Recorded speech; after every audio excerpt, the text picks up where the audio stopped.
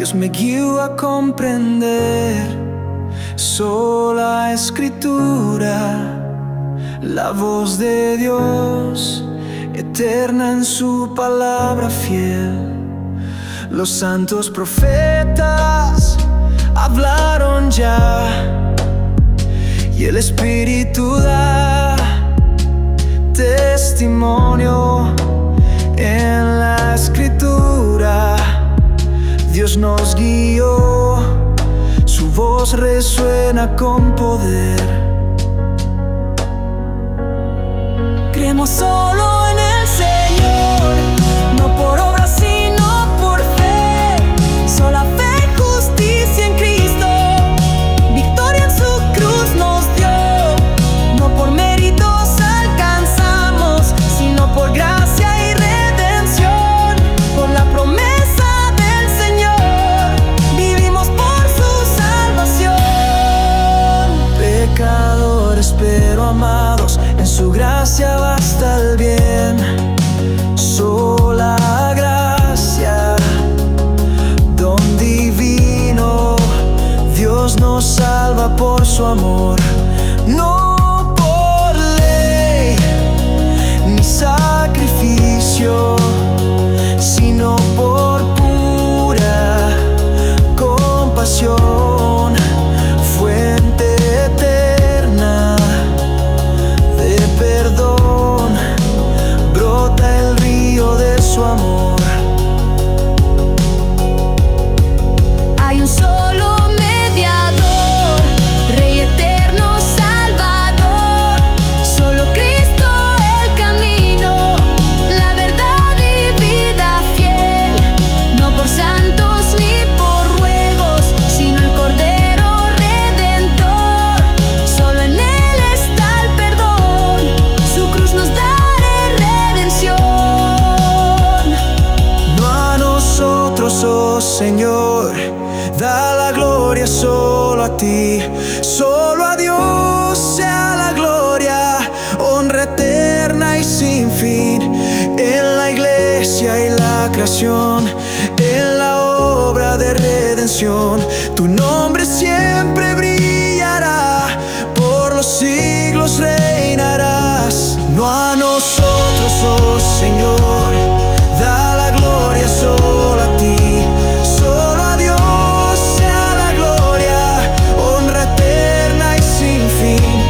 En la iglesia y la creación, en la obra de redención, tu nombre siempre brillará, por los siglos reinarás. Un solo pacto en el Señor, un pueblo en su elección, una iglesia, un solo cuerpo, unidos en la verdad. Defendemos el Evangelio con un corazón leal. En la alianza de la gracia, el pueblo firme estará.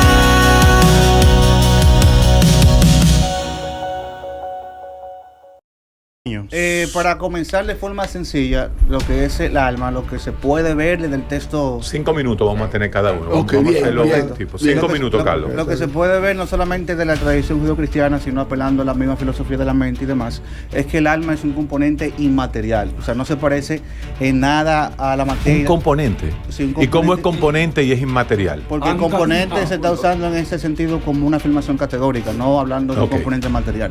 Entonces, el alma es un componente inmaterial del ser humano. Entonces el ser humano sería cuerpo físico y una parte inmaterial que es el alma. Yo estoy de acuerdo con Noel con lo que dijo, que en el alma es lo mismo que la conciencia, la mente inmaterial y demás. Lo único que yo no estaría de acuerdo es con que no es espíritu. Cuando nosotros vemos, por ejemplo, el texto bíblico, específicamente el Antiguo Testamento, comenzando de allá, no hacen distinción entre alma y espíritu. O sea, si nosotros vamos a hablar de la postura cristiana con respecto a eso, no hace distinción alma y espíritu. Hay un pasaje en el Nuevo Testamento, Tesalónica 5:23, si mal no recuerdo, donde Pablo dice que Dios guarde todo nuestro ser, alma, cuerpo y espíritu. Entonces las personas tienden a entender que hay una división, pero lo que realmente Pablo está usando un recurso que los mismos judíos usaban, que a veces dividían el ser en varias partes. Por eso tú ves que a veces dicen ama a Dios con todo tu corazón, con toda tu fuerza y con toda tu alma. Es un recurso literario. No es que realmente ellos creían que está esa partición en tantas partes.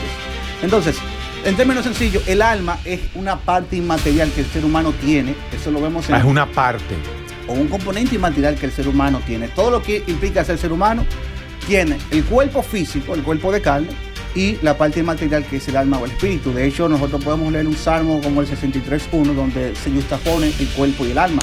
El salmista dice: mi alma tiene sed de ti, mi carne te anhela. Hace una justaposición entre alma y espíritu. Ahora, viendo esos datos, nosotros podemos decir que realmente la tradición judeocristiana cree en ese componente inmaterial del alma o el espíritu, como usted quiere decirlo, la mente. Ahora, si nosotros nos vamos a la actualidad, apelando a la filosofía de la mente, apelando a muchas cosas, yo no soy neurocientífico, ya esa parte es usted, yo sí conozco varios estudios, varios experimentos que se usan para validar la existencia de un componente inmaterial, de una mente inmaterial. Podemos decir que existen varios factores o varios hechos que nos pueden inclinar un poco más la balanza, como decía Omar, porque no es algo totalmente definido, pero sí podríamos inclinar un poco más la balanza a admitir la existencia de un alma o una mente inmaterial. Nosotros desde la mente inmaterial. Nosotros vemos de la filosofía de la mente que existen dos divisiones generales, lo que se conoce como materialismo o fisicalismo y lo que se conoce como el dualismo o el dualismo interaccionista, que es la postura que mayormente un cristiano se tiende a aceptar. El fisicalismo, un cristiano estudioso. Realmente sí, porque a la persona común saben o creen que existe un alma aunque no sepan el nombre o no sepan, por ejemplo, que existe una categoría. ¿Y cómo creen que saben? ¿Cómo saben? Porque lo leen en el texto bíblico, esa parte. Entonces, el materialismo...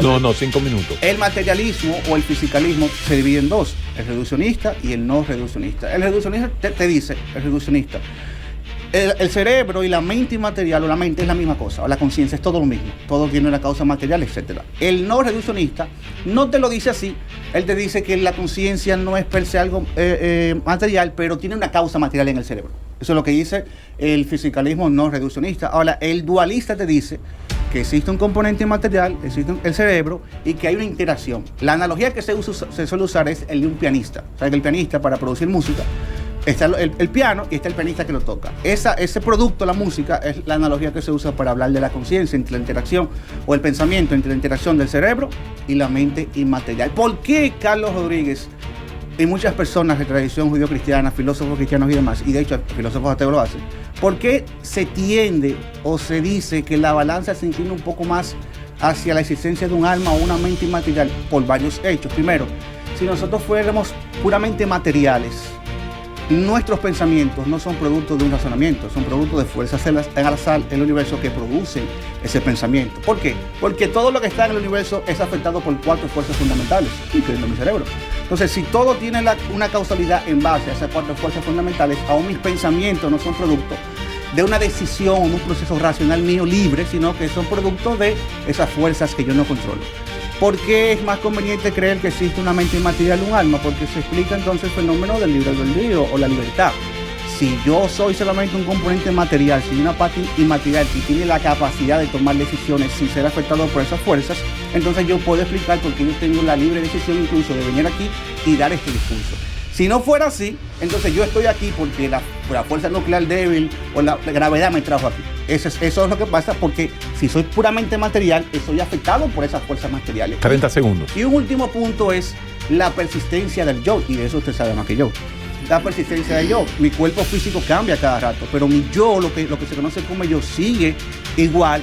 Claro, igual en el sentido de que mi personalidad se mantiene en el tiempo. Eso no debería pasar si yo experimento cambios físicos y demás a través de los años. Entonces, por esas razones, yo inclino un poco más la balanza a la existencia de un componente inmaterial que se conoce como alma o como mente o como conciencia, y no simplemente que somos seres puramente materiales.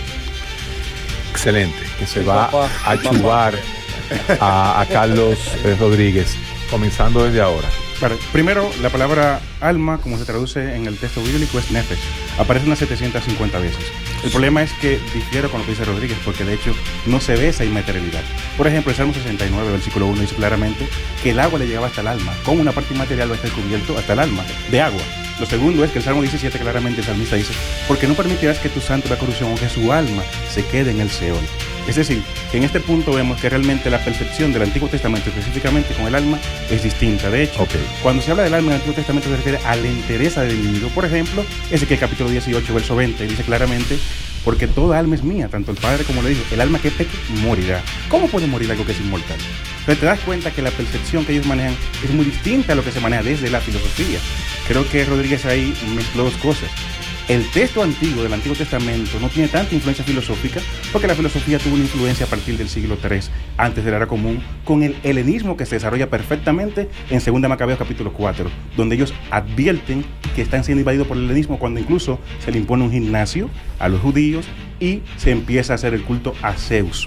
Es ahí cuando empieza a tener esa influencia y por eso vemos esa percepción de alma como algo inmaterial separado del cuerpo en textos como los enoicos, donde se habla que las almas claman debajo del altar, que después el autor de Apocalipsis lo plagia o lo copia en el texto de Apocalipsis 6:9. Entonces, anteriormente en el Antiguo Testamento esa idea de alma no estaba. El alma podía morir, como dice Ezequiel 18:20. Y también porque notamos que las 750 veces que habla la palabra alma está relacionada a la persona. Por ejemplo, las almas que se salvaron en el diluvio, las almas que perecieron en el diluvio. Perecieron. Ajá. Entonces tú te das cuenta que realmente la concepción del alma indica la entereza del individuo y que de manera poética puedes expresar, por ejemplo, mira, como dice, por ejemplo, Tesalonicenses 3:21, que el Señor guarde todo vuestro ser, espíritu, alma y cuerpo, que es cierto que no representa divisiones o la forma en la que ellos entendían que estaba constituido el cuerpo, sino que eran formas poéticas en las que ellos dividían. Podía ser 3, podía ser 7 y podía ser 10. Por ejemplo, Apocalipsis 1:4-6 dice que Dios tiene 7 espíritus. Entonces, las expresiones son siempre poéticas. Ahora, otra cosa es el espíritu, que toma otra connotación al texto bíblico. Eso sí parece ser inmaterial porque es dado por Dios. Por ejemplo, Eclesiastés 7:12 dice claramente: porque cuando el hombre muere, el cuerpo vuelve al polvo y el espíritu vuelve a Dios quien lo dio. El espíritu es la energía vivificante que da vida a la materia. Y dice el texto: y el hombre deja de existir. Así que ves en Eclesiastés que el hombre deja de existir cuando la energía vivificadora se le va de la materia. Por tanto, es el cuerpo inerte y la energía que vivifica. Por eso dice Génesis capítulo 2, versículo 7, que Dios moldea del polvo a un muñeco y sopla en su nariz un aliento de vida, y el hombre es un alma viviente. Por tanto, el alma es la conclusión y la constitución del cuerpo material con la energía vivificadora de Dios. ¿Y cuál es el problema? Que los animales también tienen esa energía vivificadora. Dice Eclesiastés también que ni el hombre ni el animal tienen la misma cosa, que uno no tiene más que otro. Entonces, si colocamos alma en el individuo, debemos colocar también alma en los perros, en los gatos, porque Eclesiastés dice que los dos tienen lo mismo. Ahí entra un problema lógico de la concepción moderna de alma, porque el autor de Eclesiastés dice claramente que no tienen más uno que lo otro, y que los dos van al mismo lugar. Así como muere el hombre y va al polvo, así muere el perro y va al polvo, y la energía o el espíritu vuelve a Dios quien lo dio. Otro ejemplo de que el espíritu simplemente es una forma poética de hablar de la energía es 1 Samuel 30, donde claramente David y su ejército tenían hambre y después de comer le volvió el espíritu. Eso es una expresión que indica simplemente que recobraron aliento o energía, vigor, y no realmente algo trascendental y material. Es completamente materialista. ¿Qué sucede? Por la influencia del pensamiento platónico, que se empieza a hablar de una dualidad del siglo III, antes de la era común, es que empieza a influenciar el pensamiento judeo-cristiano. Es decir, no es algo propiamente del texto bíblico, es una asimilación, es un sincretismo entre las ideas mitológicas y el pensamiento filosófico que empieza a permearlo, ya dicho en el texto de Macabeo.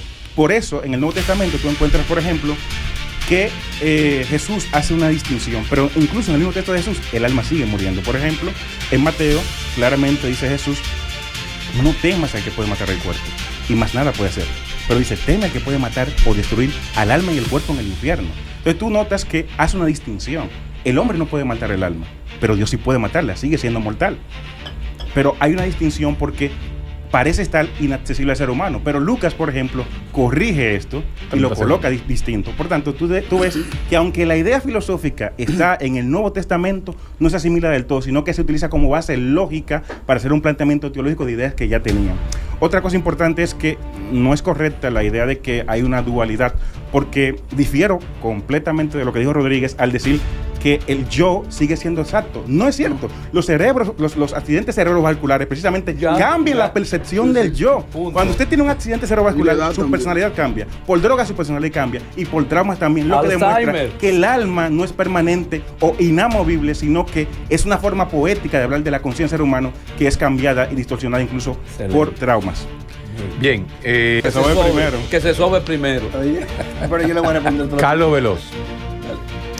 Bueno, yo estoy totalmente en desacuerdo con la falsa categoría que hace una persona que no entiende los conceptos bíblicos. Ahí yo voy a viene pasar. a ofender siempre. Cállate la boca. No, pero Eso no es problema tuyo. Eso no es problema tuyo. En la altura. Pero Que lo Carlos, mantenga en la altura. Carlos. Este siempre vive Sí, ofendido. Mira, no, es que es normal, o sea, No te victimices tampoco. No, te se lo estoy victimices. al contrario. La va a dañar con victimizar. No, yo creo que es válido. Dale. Es válido. Cállate la boca. Cuando no hay argumento pasa eso. Deme. No, hombre, no entren en ese mismo juego. ¿Cuánto? Ponme el cronómetro. Gracias.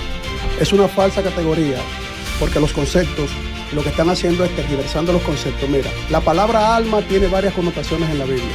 Te voy a poner un ejemplo solo que va a derrumbar todo su argumento. Génesis capítulo 35, versículo 18. Y aconteció que al salírsele el alma, pues murió, llamó su nombre Benoní, mas su padre lo llamó Benjamín. Es decir, una persona que muere, y entonces se utiliza el término nefesh para reconocer que el alma sale. Era lo que está diciendo Carlos Rodríguez, que el alma y el espíritu tienen una connotación en una equivalencia porque puede verse como o dicótomo o tricótomo, porque la Biblia lo muestra de varias maneras. Mira, hay otro texto más que yo voy a mostrar y luego voy a pasar a... tú vas a mostrarnos que tú vas a leer. Sí, exactamente, porque tengo que leerlo para no mentir, porque aquí regularmente se miente para tener la razón. Mira, Génesis capítulo 2, versículo 7. Entonces Yahweh Dios formó al hombre del polvo de la tierra y sopló en su nariz aliento de vida y fue el hombre un alma viviente. Es decir, el término alma también se utiliza para la suma del componente del nefesh, el ruah y el neshama, que son tres conceptos en hebreo que en el Antiguo Testamento los hebreos daban una identidad, o sea, hacían una identificación, una tipificación para mostrar que el hombre era una sumatoria de varios componentes. O sea, el lenguaje va a ser muy limitado para nosotros. Si nosotros hablamos en que el ser humano es una sumatoria de partes, la Biblia también lo muestra de esa manera. Gestalt lo mostró de esa manera. Christoph Koch, cuando habló en términos de qué era la información de la conciencia, hablaba de que la ciencia misma no podía determinar en realidad cuál es el componente constitutivo para establecer qué es lo que produce el pensamiento del ser humano, más allá de las interacciones neuronales. Eso lo dijo también Roger Penrose, que es un científico, no es un cristiano. Entonces, si ellos ven una composición que no tiene explicación en el fundamento materialístico, entonces nosotros también podemos llegar a la conclusión de que la Biblia nos muestra varias maneras de nosotros poder entender la composición del ser humano creado por Dios. Mira lo que dice este otro texto, mira. Y clamó Yahweh diciendo, Dios mío, te ruego que hagas volver el alma de este niño a él. Entonces está hablando de un componente que está fuera de la parte material, porque todo lo que expresaban una idea en el Antiguo Testamento y en el Nuevo Testamento, si vamos a utilizar términos que nosotros podamos estar de acuerdo acá todos, siempre hablaba de que había algo extra que Dios daba al ser humano. Es decir, el hombre muere y va a la presencia de Dios. Dios da el espíritu, que es el aliento de vida, que estamos de acuerdo en esa parte, pero eso no significa que el que va a la presencia de Dios, porque toda la Biblia habla de eso, inclusive los profetas en el Antiguo Testamento hablando del día grande del Señor para la resurrección de los muertos. Entonces los mismos hebreos hablaban de una resurrección de los muertos y habla entonces en esa parte constitutiva que es el alma, que tiene una correlación también con el espíritu y que tiene una correlación con el cuerpo humano. El hecho de que una persona te tome un texto bíblico para sacarlo fuera de contexto y armar un argumento y dejando de lado todo lo demás que dice la Biblia, no le da la razón, ni tampoco es una prueba científica ni filosófica de que el alma o el espíritu no existen, porque ni los científicos, Guerrero Heredia, que hablan de los correlatos neuronales de conciencia, son tan osados diciendo que el alma o el espíritu no existen. Ellos están buscando una... No, esa no es la discusión. Pero esa es mi participación. Pero es mi participación. Deja que termine. Pero es mi participación. Pero no se está discutiendo así. Pero no, esa es mi participación, no es el Sigue, dale. Entonces, cierro con... ¿Cuánto me queda esto? Dale, 40 segundos. Ok. El punto acá es demostrar materialísticamente que de alguna manera el alma no existe. Entonces tienen que mostrarlo. Nosotros tenemos confianza de que más allá de lo material hay una parte inmaterial que, dicho sea de paso, la teoría de información que presentó Roger Penrose y Cabernet ellos dos demostraron que la teoría de la información, esa información, incluso dentro de la perspectiva material, no muere. Es más allá de lo material, porque si las fuerzas fundamentales del universo, como dijo Carlos Rodríguez, inciden en nosotros, hasta una piedra tuviera pensamientos en estos momentos. Lo voy a dejar hasta ahí para dar otro texto bíblico más adelante. Bien, es interesante porque por lo menos Carlos Rodríguez habló de la teología y habló de la parte teológica. Sin embargo, Carlos Veloz se atreve, y eso es interesantísimo, a plantear una especie de consenso entre lo científico y lo religioso. Vamos a escuchar a Noel primero, porque Noel se sintió un poco, vamos a llamarlo así, provocado por Carlos Veloz. No, yo decía que la discusión no es si existe o no el alma. Nosotros estamos todos contestes que el alma existe, si no la discusión no estuviera. Aquí lo que se está discutiendo es cuáles son las características del alma o a qué nos referimos cuando hablamos. ¿A qué nos referimos? Y ahí entonces ya entra la parte científica. Sí, yo me remito primero, que tiene que ver con la profesión que yo estudié, a los planteamientos que hacen los griegos sobre el alma, sobre todo.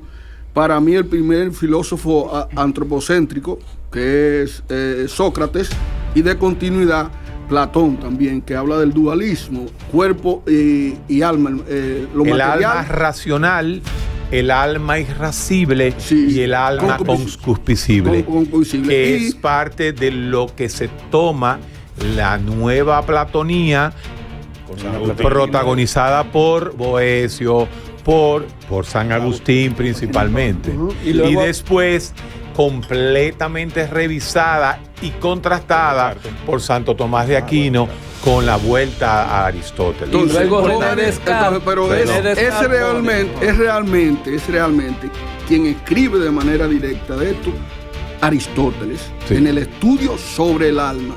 Y totalmente diferente al alma platónica. Sí. Y ahí es que sí, porque era más materialista que otra cosa. Sí. Y ahí es que lo que explicaba Carlos ahorita del perro, ¿cuál de los Carlos? Ser humano, Carlos Sierra, es que quien le busca un bajadero interesante a esto es Aristóteles, porque él plantea 3 niveles de la mente. El nivel sensitivo, que le corresponde, el vegetativo, que le corresponde a la planta, el nivel sensitivo a los animales y el nivel racional a los hombres.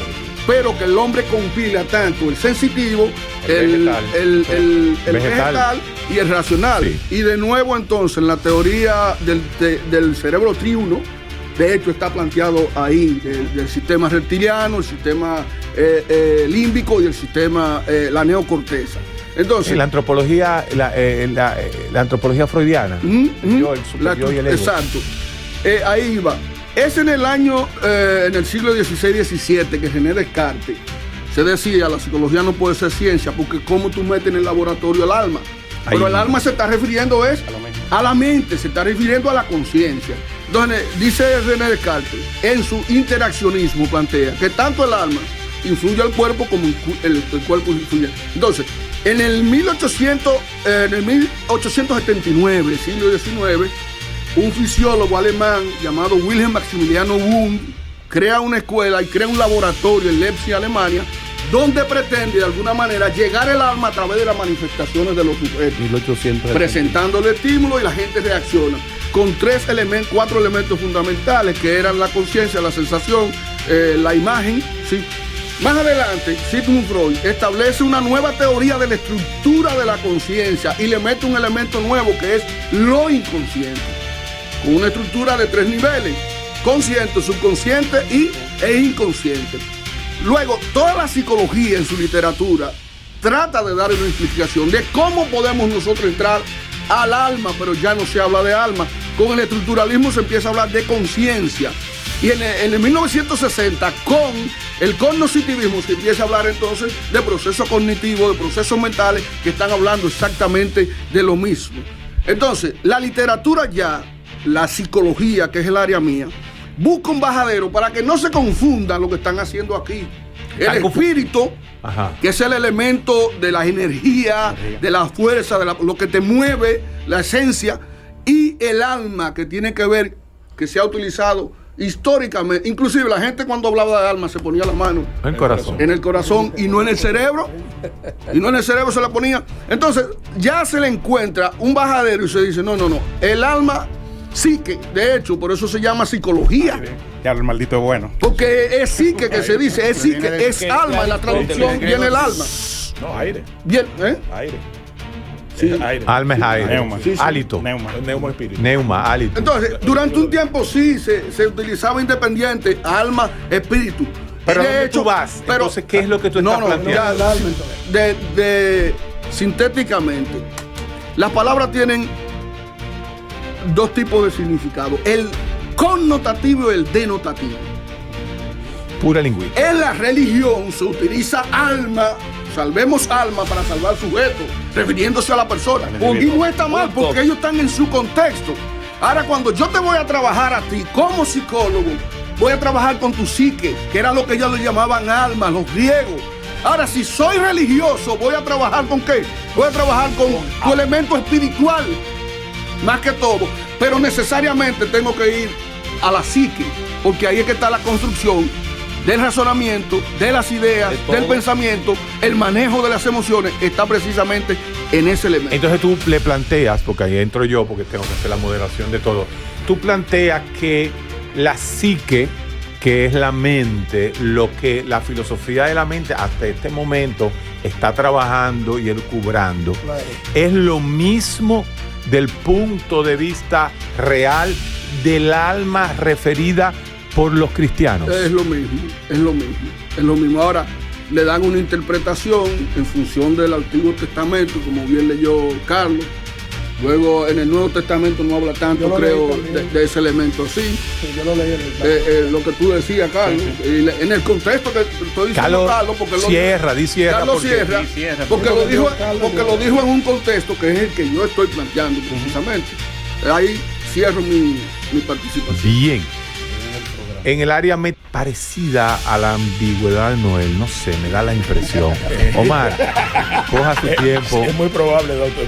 Usted sabe que es así. De hecho, empezando por el tema magistral, todas las exposiciones que han hecho, porque es el choque de las ideas, y de ahí es que normalmente sale la verdad, ¿no?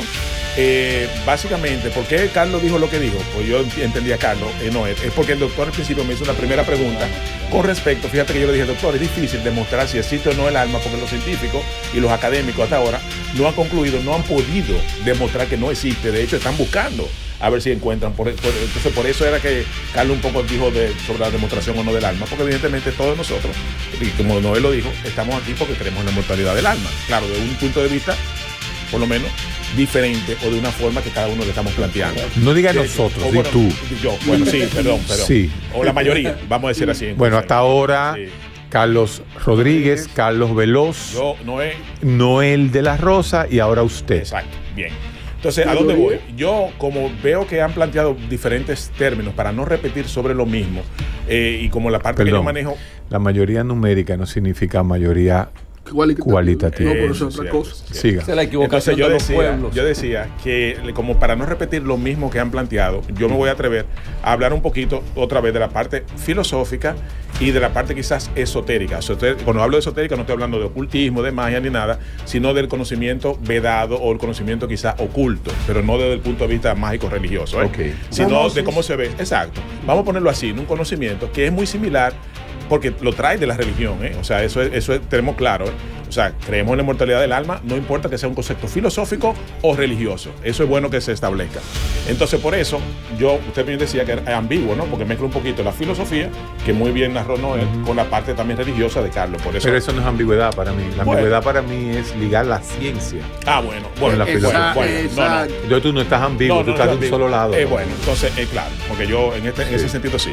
Entonces, ¿qué yo quiero traer a la mesa para que realmente veamos los conceptos que se han planteado? Carlos Rodríguez, del materialismo reduccionista, que yo lo entendí como tal, y es lo que yo decía a Noel, que si metemos el concepto, como decía Noel, que espíritu, alma, mente, conciencia es lo mismo, vamos a llegar a lo que es un materialismo reduccionista. Claro. Porque en las religiones, incluso en la ciencia, se separa una cosa con otra. ¿Por qué? Porque se habla de lo que es el epifenómeno, que lo habló ahorita Carlos Rodríguez, se habla del emergencismo o emergentismo Claro. y del materialismo. La diferencia como tal, bueno, Carlos puso el ejemplo del piano ahorita, pero ¿cuál es la diferencia entre el epifenómeno y el materialismo reduccionista o el emergencista? O el emergencista y el epifenómeno, muy sencillo. Carlos puso el ejemplo del piano y lo que se produce con el piano, lo mismo que pasa con el alma y la mente. Para el concepto que estoy planteando, desde el punto de vista que lo digo, la mente es un subproducto del alma, desde el punto de vista del epifenómeno o del emergencista. La diferencia está en que en el emergencista, y pongo el ejemplo del agua y del fuego y del humo, tiene que ver con el efecto de las causas. Por ejemplo, ¿usted puede explicar científicamente que el alma es un epifenómeno? Bueno, en el área filosófica nada más. Sí, Okay. claro, el epifenómeno es que el alma, o sea, la mente es un subproducto del alma, ¿verdad? Ahora, ¿qué pasa? Y pongo el ejemplo del agua, ¿verdad? Del agua no, del humo. Usted tiene fuego, o va con un tren, un locomotor, ¿verdad? Le mete leña al fuego y el fuego produce humo. El humo se desprende del fuego, sí, pero ¿a dónde voy? Pero no tiene ningún tipo de efecto sobre el fuego, ¿me entiendes? O sea, no hay nada, no sirve para nada, eso es el epifenómeno. ¿Estamos claros? Entonces, en el concepto del emergencista, ocurre que, y pongo el ejemplo del agua, de que dos moléculas por separada, de hidrógeno y de oxígeno, al unirse producen agua. Pero en este caso produce mojosidad, produce un líquido, una propiedad nueva. Entonces emerge. Y por eso es que es importante establecer estos conceptos clave en el concepto en que estamos discutiendo alma, porque es el problema de mente-cuerpo que está muy bien narrado en la filosofía de la mente.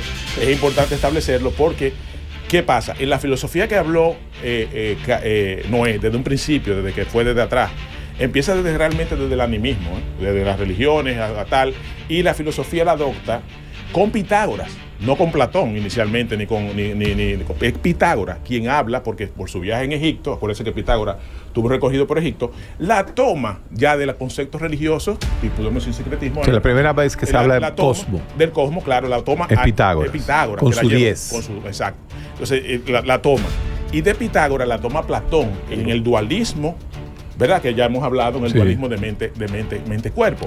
Luego la toma Aristóteles, pero Aristóteles no la habla psique, Aristóteles habla ánima, que es diferente. Sí. El ánima desde el concepto, sí, es diferente. Una cosa es psique, que viene de aire, alma, y otra cosa es ánima, para Platón, para Aristóteles, que tiene que ver con el espíritu. Por eso es que no es la mezcla de una cosa con otra. Entonces, bueno, quería establecer ese concepto para explicar por qué las cosas que hemos hablado aquí y sobre el materialismo reduccionista, que es llevar todo del concepto, lo subjetivo que uno ve, a la mente y mezclar uno con otro, que después tiene que hablar usted de Damasio y de Descartes.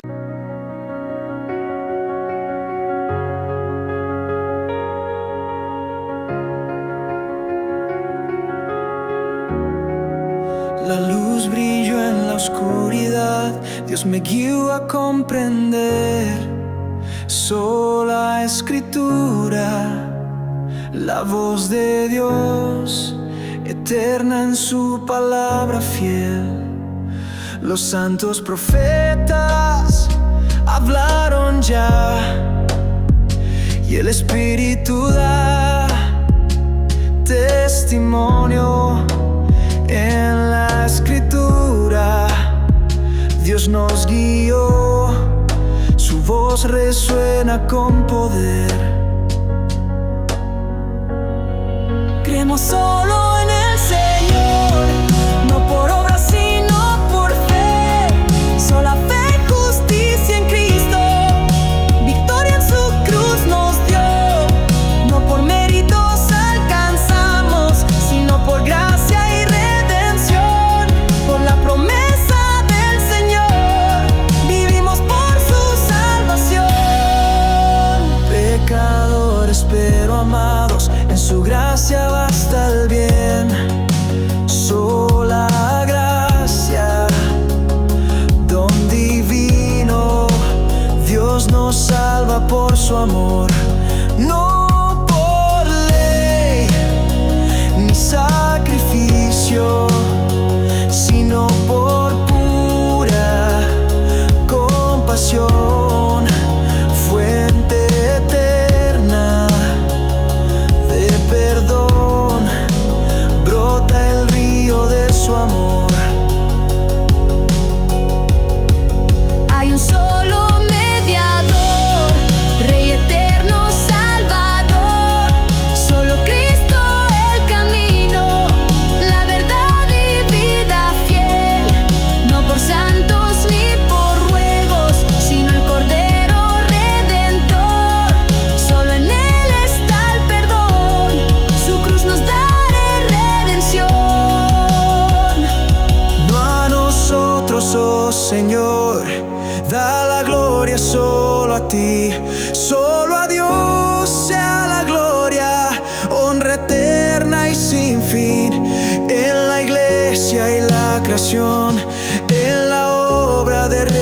redención.